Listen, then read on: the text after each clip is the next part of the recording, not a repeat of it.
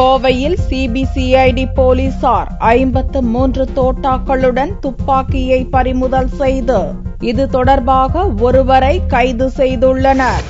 கடந்த சில மாதங்களுக்கு முன்பு பெங்களூரில் உள்ள பாரதிய ஜனதா அலுவலகம் அருகே பைக் வெடிகுண்டு வெடித்து பலர் காயமடைந்தனர். இத்தாக்குதல் தொடர்பாக நெல்லை மாவட்டம் மேலப்பாளையத்தைச் சேர்ந்த கிச்சன் புகாரி கைது செய்யப்பட்டு பெங்களூரு சிறையில் அடைக்கப்பட்டுள்ளார். சேலத்தில் நடந்த ஆடிட்டர் ரமேஷ் மற்றும் வேலூரில் வெள்ளையப்பன் கொலை வழக்கு தொடர்பாக சிறப்பு புலனாய்வு போலீசார் நடத்திய சோதனையில் மேலப்பாளையம் பகுதியில் வெடிப்பொருட்கள் கைப்பற்றப்பட்டன. இது தொடர்பாக கைது செய்யப்பட்ட முகமது தாசின் என்பவரிடம் நடத்திய விசாரணையில் அவருக்கும் கிச்சன் புகாரிக்கும் உள்ள தொடர்பு தெரியவந்தது. இவர்களுடன் கோவை ஆத்துப்பாலத்தைச் சேர்ந்த முகமது பஷீர் என்பவருக்கும் தொடர்பு இருப்பதும் தெரியவந்தது. முகமது பஷீரிடம் போலீசார் நடத்திய விசாரணையில் கிச்சன் புகாரியின் துப்பாக்கி தெற்கு உக்கடத்தைச் சேர்ந்த முகமது அன்சர் என்பவருக்கு கைமாறி இருப்பது தெரியவந்தது. இதையடுத்து முகமது அன்சர் வீட்டில் போலீசார் சோதனையிட்டனர்.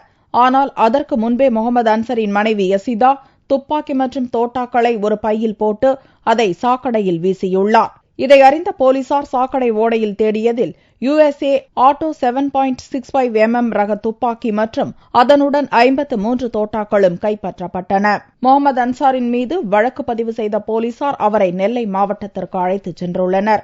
இந்த சம்பவத்தை தொடர்ந்து கிச்சன் புகாரியின் தலைமையில் ஏதாவது சதி திட்டம் தீட்டப்பட்டுள்ளதா என்பது குறித்தும் ரமேஷ் கொலை வழக்கிற்கு சம்பந்தம் உள்ளதா என்பது குறித்தும் சிறப்பு புலனாய்வு பிரிவு போலீசார் விசாரணையை துவக்கியுள்ளனர்.